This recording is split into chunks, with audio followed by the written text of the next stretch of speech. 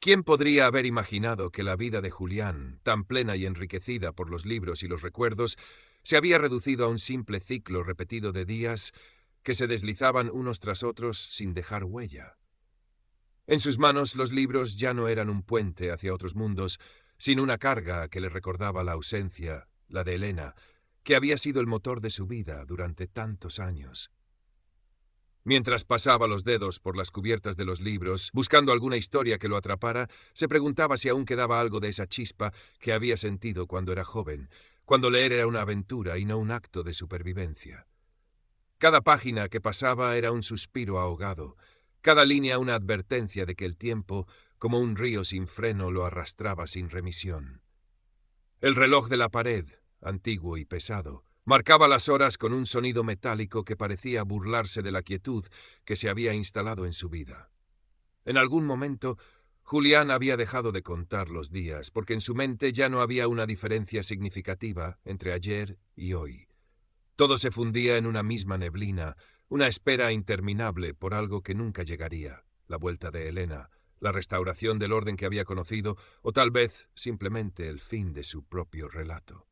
Sus gafas de montura clásica, perennes sobre la nariz aguileña, parecían filtrar un mundo exterior que se había vuelto borroso, irrelevante. Los hombros, ligeramente encorvados, delataban el peso no solo de los años, sino de la ausencia. Su único ancla con el mundo más allá de los lomos de cuero y cartón era Mateo, antiguo compañero de la biblioteca donde ambos habían dedicado sus vidas a catalogar el saber ajeno. Se veían los martes, sin falta, para jugar al ajedrez en el Café Gijón, un ritual inmutable. Mateo, más terrenal, jubilado de una sección más administrativa, era su contrapunto. «Debería salir más, Julián», le dijo Mateo esa tarde, tras un jaque mate previsible. «Hay vida más allá de los incunables. En el centro cívico de la calle Gobernador dan unas charlas. El otro día vi una anunciada sobre los secretos del Madrid de los Austrias. ¿Te gustaría?» Julián arqueó una ceja. Los centros cívicos le evocaban imágenes de señoras haciendo tai chi y jubilados jugando al dominó, un bullicio que le repelía. Pero Madrid, los Austrias. La curiosidad, ese viejo motor casi gripado, tosió levemente. «Quizá», murmuró, más para sí mismo que para Mateo. El jueves siguiente, impulsado por una mezcla de tedio y el recuerdo de la sugerencia de Mateo, Julián se encontró sentado en una silla de plástico en la sala de actos del centro cívico. El conferenciante, un joven historiador entusiasta, hablaba con pasión sobre pasadizos secretos y leyendas olvidadas. En un momento dado, cometió un pequeño error al citar una fecha relacionada con el convento de las Trinitarias. Julián, casi por instinto, levantó la mano. «Disculpe», su voz sonó más alta de lo que pretendía en el silencio atento. «Creo que la referencia correcta sería 1613, no 12. Fue el año en que Cervantes», el conferenciante parpadeó, consultó sus notas y asintió con una sonrisa. «Tiene usted toda la razón, señor. Gracias por la precisión». Un murmullo discreto recorrió la sala. Al finalizar la charla, mientras recogía su abrigo, una mujer se le acercó. Tendría unos 60 y tantos, elegante, con un aire bohemio cuidadosamente estudiado. Su melena plateada estaba recogida con gracia y una pashmina de colores cálidos envolvía sus hombros. Su mirada era intensa, directa. «Disculpe», dijo con una sonrisa que sin embargo no le pareció del todo franca. «Me ha impresionado su conocimiento. Soy Aurora Valdés. Es un placer encontrar espíritus afines en estos tiempos». Julián, poco acostumbrado a la interacción espontánea, se ajustó las gafas. «Julián Fuentes. El placer es mío. Simples detalles de aficionado». «Nada de simple», replicó ella con un brillo en los ojos. «La precisión es el alma del conocimiento. ¿Le interesan estos temas? Madrid es un libro abierto, ¿verdad?» La conversación fluyó con una facilidad inesperada.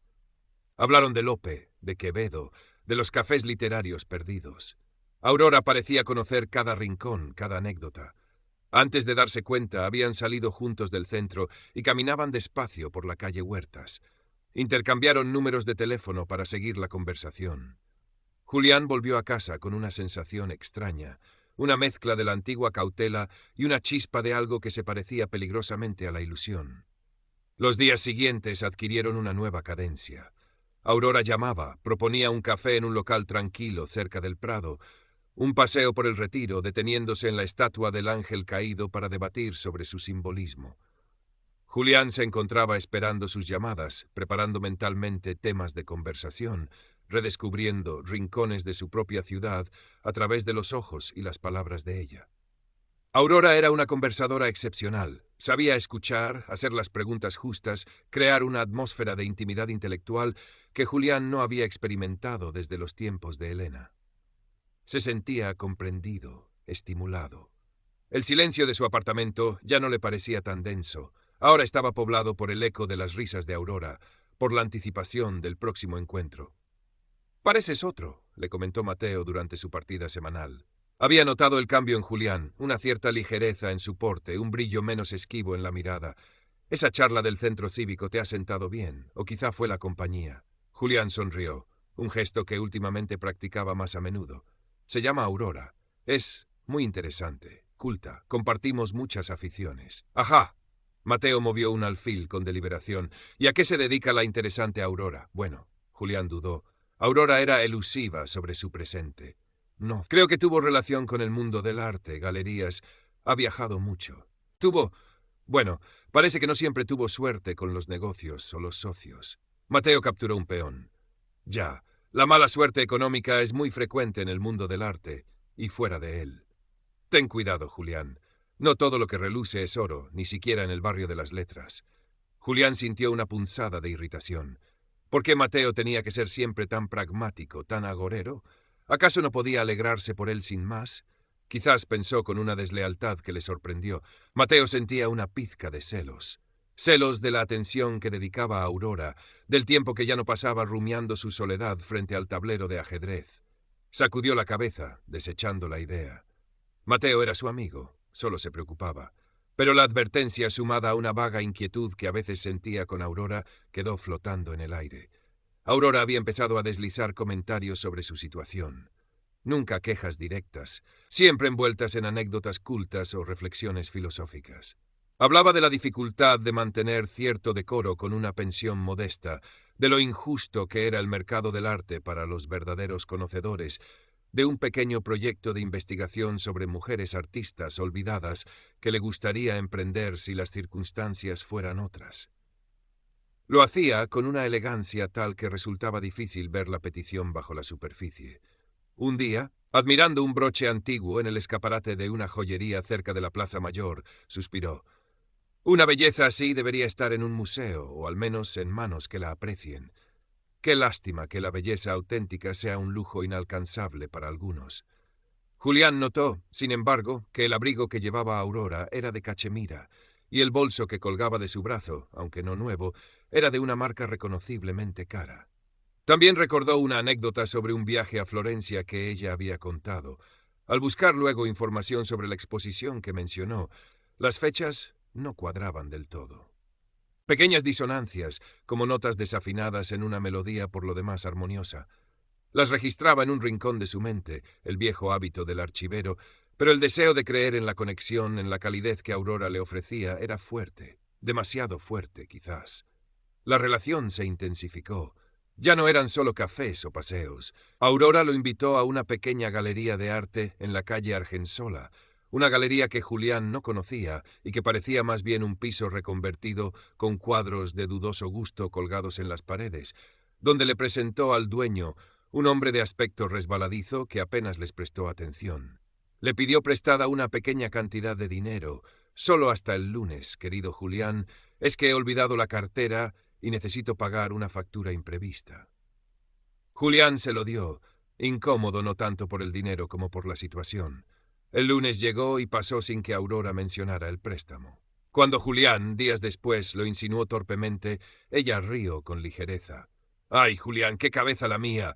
Con este proyecto que tengo entre manos, gracias, cielo. Te lo devuelvo en cuanto cobre una pequeña comisión pendiente». La comisión nunca pareció materializarse. Julián empezó a observar más detenidamente. Notó cómo Aurora evitaba hablar de su familia, cómo sus historias sobre un pasado glamuroso a veces se contradecían en pequeños detalles. El perfume caro que usaba, cómo encajaba con sus supuestas dificultades. La forma en que sus ojos evaluaban discretamente la calidad de los muebles en el apartamento de Julián la primera vez que la invitó a tomar un té. Volvió a hablar con Mateo, esta vez con una preocupación más definida. No sé, Mateo. Hay cosas que no me cuadran del todo con Aurora. Mateo lo miró por encima de las gafas de leer. Estaban en el Gijón, el tablero entre ellos, pero la partida estaba estancada. ¿Qué cosas, Julián? Sé específico. El corazón a veces lee mal las señales, ya te lo dije. Usa la cabeza, que para eso la tienes llena de libros y de años de experiencia catalogando verdades y mentiras impresas. Julián le contó lo del préstamo no devuelto, las pequeñas inconsistencias, el contraste entre su apariencia y sus quejas. Mateo escuchó en silencio, asintiendo lentamente. Bueno, puede que solo sea un poco desorganizada con el dinero, o puede que no. ¿Te ha pedido algo más sustancial? ¿Te ha hablado de alguna inversión, de algún negocio maravilloso? No, bueno, menciona a veces proyectos culturales, ideas, pero nada concreto. Vigila eso, Julián, es un clásico, el anzuelo cultural para pescar mecenas despistados. No te precipites, observa, dale tiempo al tiempo, la gente acaba mostrando su verdadera cara, solo hay que tener paciencia y no querer ver lo que no hay. Las palabras de Mateo resonaron en Julián, decidió seguir su consejo. Seguiría viendo a Aurora, disfrutaría de la conversación inteligente y la compañía que tanto necesitaba, pero mantendría los ojos abiertos, el escepticismo latente listo para activarse. Empezó a hacer pequeñas comprobaciones discretas. Buscó en Internet el nombre de la galería de arte que habían visitado. Apenas tenía presencia online y las pocas reseñas eran negativas. Indagó sobre un supuesto coleccionista que Aurora mencionaba a menudo como amigo íntimo. No encontró rastro de él en los círculos artísticos relevantes. Cada pequeña pieza que no encajaba aumentaba su desasosiego. El afecto que sentía por ella luchaba ahora abiertamente contra la creciente sospecha. Era una batalla interna agotadora, librada en el silencio de su apartamento, entre las filas ordenadas de libros que parecían contener todas las respuestas, menos la que él necesitaba. La calidez que Aurora había traído a su vida empezaba a sentirse artificial, como la luz de una bombilla que parpadea antes de apagarse. Current Factors. El punto de inflexión llegó una tarde lluviosa de noviembre. Habían quedado en una cafetería cerca del Museo de Historia de Madrid, en la calle Fuencarral. Aurora llegó un poco tarde, agitando un paraguas mojado y con una expresión de urgencia controlada en el rostro. Llevaba un dossier de aspecto importante bajo el brazo. «Julián, querido, perdona el retraso», dijo, sentándose frente a él. «Ha surgido algo extraordinario. Una oportunidad única». Julián sintió una opresión en el pecho. Esperó, tenso. «Verás», continuó Aurora, bajando la voz y abriendo el dossier sobre la mesa. Contenía fotografías de unos manuscritos antiguos, unas cartas con sellos lacrados. Un contacto mío, muy discreto, ha localizado un pequeño lote de correspondencia inédita. Parece ser de Clara Campoamor. Imagínate, Julián, cartas personales de su época en el exilio. Un tesoro histórico. Los ojos de Julián se fijaron en las fotografías. Su corazón de archivero dio un vuelco. Clara Campoamor. El propietario actual, prosiguió Aurora con la voz vibrante de emoción contenida, necesita venderlo rápido y discretamente. No quiere que pase por subastas públicas. Me lo ofrece a mí, sabiendo mi interés por estas cosas, por un precio ridículo para lo que realmente vale. Pero hay un problema. Julián tragó saliva. ¿Qué problema? Necesita el dinero ya, antes del viernes. Y yo, bueno, tú sabes mi situación. Tengo algo ahorrado, pero no llego a la cantidad total. He pensado que tú, con tu amor por la historia, por los documentos, podrías entender el valor de esto. No es solo una inversión, Julián, es rescatar un pedazo de nuestra memoria. Podríamos hacerlo juntos, comprarlo, estudiarlo, quizás donarlo luego a la Biblioteca Nacional con nuestros nombres. Sería algo hermoso. Le mostró una cifra escrita en un papel. Era una cantidad considerable. No astronómica, pero sí importante para un jubilado como Julián. Aurora lo miraba con intensidad, sus ojos brillantes, su mano rozando la suya sobre la mesa. Es una oportunidad que no volverá a presentarse, Julián. Piénsalo. ¿Recuperar esas cartas? ¿Te imaginas? Julián miró las fotografías de nuevo. Algo le chirrió. La caligrafía le resultaba extrañamente familiar. Se concentró, apartando la emoción que le embargaba. ¿Dónde había visto antes esa escritura? Rebuscó en los archivos de su memoria. Entonces recordó. Un facsímil que había consultado hacía años en la Biblioteca Nacional, parte de un estudio sobre falsificaciones históricas. La escritura de las supuestas cartas de Campoamor era idéntica a la de un conocido falsificador de principios del siglo XX, especializado precisamente en figuras políticas de la época. Levantó la vista hacia Aurora. Ella seguía mirándolo, expectante, con esa sonrisa cuidadosamente calibrada. La certeza le golpeó con la fuerza de una revelación física. Todo encajaba. Las pequeñas mentiras, las inconsistencias, el estilo de vida por encima de sus posibilidades, la manipulación emocional e intelectual. Y ahora esta burda estafa disfrazada de oportunidad cultural. La calidez que había sentido por ella se evaporó, dejando un vacío frío y amargo. La ilusión se hizo añicos, como un cristal fino estrellado contra el suelo. Sintió una profunda tristeza, no solo por el engaño, sino por la pérdida de la conexión que había creído encontrar, por la vulnerabilidad de su propia soledad que le había hecho bajar la guardia. Pero bajo la tristeza, también sintió una corriente de determinación. Había visto la verdad. Ahora tenía que actuar. Recogió el dossier con calma, cerrándolo con cuidado. Sus manos, normalmente tan firmes al manejar libros delicados, temblaban ligeramente, pero su voz fue estable cuando habló. «Aurora», dijo mirándola directamente a los ojos, sin rastro de la calidez que antes había en su mirada, «agradezco que hayas pensado en mí para esta empresa, pero he reflexionado detenidamente sobre mi situación y mis prioridades actuales. No puedo participar en esta compra». La sonrisa de Aurora vaciló por un instante, una microexpresión de sorpresa o contrariedad que desapareció tan rápido como había llegado. «Pero, Julián, ¿no comprendes el valor? Es historia viva. Quizás la cifra te parece alta, podríamos renegociar mi parte, yo podría buscar». «No es una cuestión de dinero, Aurora», la interrumpió Julián, manteniendo el tono tranquilo pero firme. «Es una decisión personal. No voy a invertir en estos manuscritos». El silencio se extendió entre ellos, denso, cargado de lo no dicho. Aurora retiró su mano de la mesa. Su expresión se endureció sutilmente. El encanto bohemio se resquebrajaba, dejando entrever algo más frío y calculador. «Vaya», dijo, con un deje de ironía, «no te hacía tan pragmático, Julián. Pensé que compartíamos una sensibilidad especial, un aprecio por las cosas que realmente importan más allá del vil metal. Quizás compartimos menos de lo que pensábamos», replicó Julián, sintiendo un dolor sordo en el pecho, el dolor de la desilusión confirmada. «Creo que, dadas las circunstancias, es mejor que dejemos de vernos». Ahora sí, la sorpresa en el rostro de Aurora fue genuina, seguida rápidamente por una máscara de indignación herida. «¿Así, sin más? Después de todo lo que hemos compartido, nuestras conversaciones, nuestros paseos, ¿no significaron nada para ti?» «Significaron algo en su momento», admitió Julián con una honestidad que le costó. «Pero ahora veo las cosas de otra manera. Lo siento, Aurora. Es mi decisión final». Se levantó de la silla, dejando sobre la mesa el dinero exacto de su consumición. No quería deberle nada, ni siquiera un café. «Adiós, Aurora». No esperó respuesta. Salió de la cafetería, sintiendo la mirada de ella clavada en su espalda. La lluvia seguía cayendo sobre Madrid, pero Julián apenas la notaba. Caminó sin rumbo fijo durante un rato, dejando que el aire frío le aclarase la cabeza.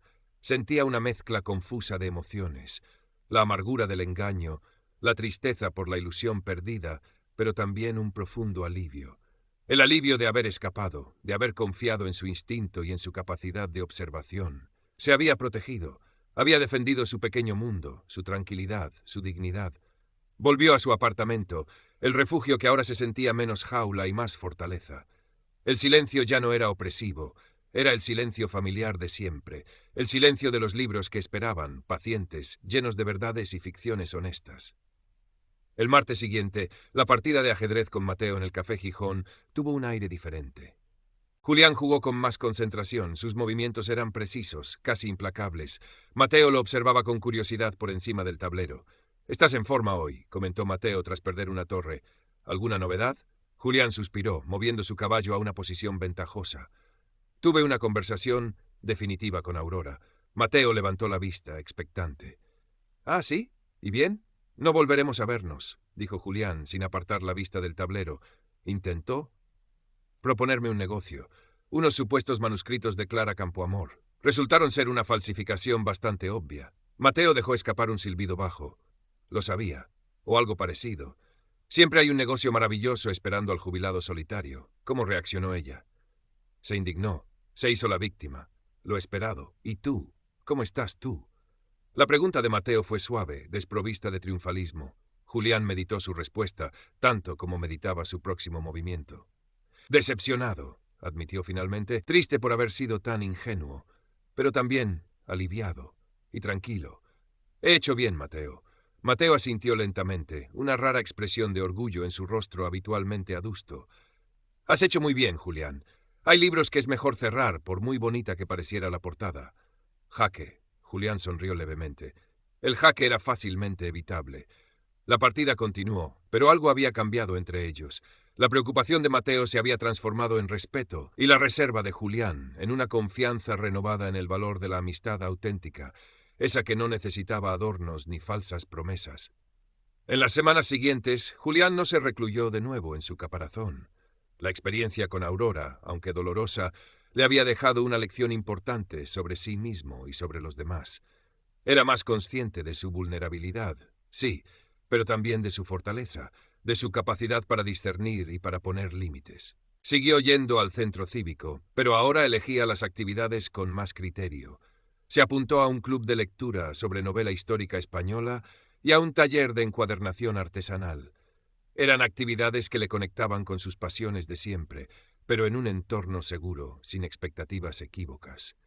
A veces, paseando por el barrio de las Letras, le parecía reconocer de lejos la melena plateada de Aurora, o creía percibir su perfume caro en el aire, pero no sentía rencor, solo una leve sombra de melancolía por lo que pudo haber sido y no fue, rápidamente disipada por la certeza de haber tomado la decisión correcta. Había aprendido que la soledad podía ser un jardín silencioso o un desierto peligroso, y que dependía de él cultivar el primero sin dejar que las arenas movedizas del segundo lo atraparan. Una tarde, mientras ordenaba unos papeles, encontró el número de teléfono de Aurora apuntado en un viejo marcapáginas. Dudó un instante. Luego, con un gesto decidido, rompió el papel en pedazos pequeños y los tiró a la papelera. Miró a su alrededor, a las paredes forradas de libros, testigos silenciosos de su vida. Ya no sentía el peso de la ausencia de Elena de la misma manera. El dolor seguía allí, latente, pero ya no era un vacío abrumador. Era una presencia serena, un recuerdo agridulce que convivía con el presente. Abrió un volumen al azar, una edición de Las Soledades de Góngora. Las palabras del poeta, complejas y hermosas, le envolvieron. La vida, como la literatura, estaba llena de luces y sombras, de encuentros afortunados y decepciones inevitables. Y él, Julián Fuentes, antiguo librero, seguía allí, listo para leer el siguiente capítulo, con más cautela quizás, pero con la misma curiosidad intelectual de siempre. El silencio de su apartamento ya no era una jaula, era de nuevo un espacio para la reflexión, para la lectura, para ser, simplemente, él mismo. Current Characters, Total Characters, 2-3-1999. El club de lectura resultó ser un pequeño descubrimiento, un grupo heterogéneo de personas unidas por el amor a la historia y a las historias. Había una profesora jubilada, un antiguo periodista, una joven estudiante de doctorado. Las discusiones eran animadas, a veces apasionadas, pero siempre respetuosas. Julián, al principio reservado, pronto empezó a participar activamente, compartiendo sus conocimientos, ofreciendo perspectivas que los demás apreciaban. Nadie allí parecía buscar otra cosa que el placer del intercambio intelectual. Se sentía cómodo, valorado por lo que era, por lo que sabía. El taller de encuadernación también le proporcionó una satisfacción inesperada. Trabajar con las manos, sentir la textura del cuero, el olor de la cola, la precisión requerida para coser los pliegos, era una actividad metódica, casi meditativa, que le conectaba con la materialidad de los libros de una forma nueva. Creó pequeñas libretas, restauró algún volumen antiguo de su propia colección. El resultado tangible de su esfuerzo le producía una tranquila sensación de logro. Mateo notaba estos cambios sutiles. Julián parecía más sereno, más conectado con el presente. Sus conversaciones durante las partidas de ajedrez se volvieron más variadas, ya no giraban únicamente en torno a recuerdos o libros. Hablaban de las noticias, de los temas del club de lectura, de los pequeños avatares del taller. «Te veo mejor, Julián», le dijo un día Mateo, mientras recogían las piezas. «Más asentado». «Supongo que sí», respondió Julián pensativo. «He aprendido que no se trata de buscar fuera lo que te falta dentro, Se trata de encontrar actividades, personas que te complementen, no que intenten llenarte un vacío a la fuerza. Y sobre todo, de no dejar de ser uno mismo. La reflexión quedó flotando entre ellos, sencilla pero profunda. Julián comprendía ahora que la soledad no era necesariamente un enemigo a batir a cualquier precio. Podía ser un espacio propio, un tiempo para cultivar intereses, para la introspección. La clave estaba en no permitir que se convirtiera en aislamiento, en mantener las conexiones adecuadas, aquellas basadas en la autenticidad y el respeto mutuo. Un día, releyendo unos pasajes de Montaigne, encontró una frase que le resonó especialmente. La mayor cosa del mundo es saber ser uno mismo. Asintió para sus adentros. Ese era el verdadero aprendizaje. La experiencia con Aurora, dolorosa como fue, le había servido para reafirmar su propia identidad, sus valores, sus límites. Le había recordado que la dignidad y la independencia, tanto económica como emocional, eran bienes preciosos que debía proteger. Ya no temía tanto al futuro. Sabía que habría días buenos y días malos, momentos de compañía y momentos de soledad. Pero ahora se sentía mejor equipado para navegarlos. Tenía sus libros, sus nuevas actividades, la amistad sólida de Mateo, y se tenía a sí mismo, con sus defectos y virtudes, con su escepticismo y su curiosidad intactos. Miró por la ventana de su estudio. El sol de la tarde madrileña doraba las fachadas de los edificios vecinos. La vida seguía su curso en la calle. El murmullo de las conversaciones, el claxon de un coche lejano, el repique de campanas de una iglesia cercana. Ya no se sentía ajeno a ese fluir. Formaba parte de él, a su manera tranquila y observadora. Cogió el libro que estaba leyendo y se acomodó en su sillón favorito. El silencio del apartamento le abrazó como un viejo amigo. Era un silencio lleno de historias pasadas y de posibilidades futuras. Un silencio elegido, no impuesto. Y en ese silencio Julián encontró por fin una forma de paz. Los meses pasaron, convirtiéndose en estaciones. Julián mantuvo su rutina enriquecida. Las partidas con Mateo, el club de lectura, el taller de encuadernación. Se permitió incluso alguna pequeña aventura intelectual, como asistir a conferencias esporádicas en el Ateneo o revisitar museos que no pisaba desde hacía años. Descubrió que disfrutar de su propia compañía en estos lugares le resultaba sorprendentemente agradable. Ya no sentía la necesidad acuciante de compartir cada experiencia. El simple hecho de observar, aprender y reflexionar le proporcionaba una satisfacción íntima y profunda. Su relación con Mateo se había vuelto aún más sólida. Había una comprensión tácita entre ellos, un respeto mutuo forjado en años de amistad y consolidado por la reciente prueba. A veces, Julián se preguntaba si Mateo había sospechado algo más concreto sobre Aurora desde el principio, si su cautela inicial no era solo pragmatismo, sino una intuición basada en alguna observación que no había querido compartir para no influirle. Pero nunca se lo preguntó directamente. No importaba. Lo que importaba era que Mateo había estado allí, ofreciendo el consejo justo en el momento adecuado, y sobre todo ofreciendo una amistad sin fisuras, sin agendas ocultas. Un día, en el centro cívico, vio a Isabel, la trabajadora que solía estar en la recepción. Le sonrió amablemente. «Don Julián, qué alegría verle tan activo. El club de lectura está encantado con usted, y sus trabajos de encuadernación son preciosos. Gracias, Isabel.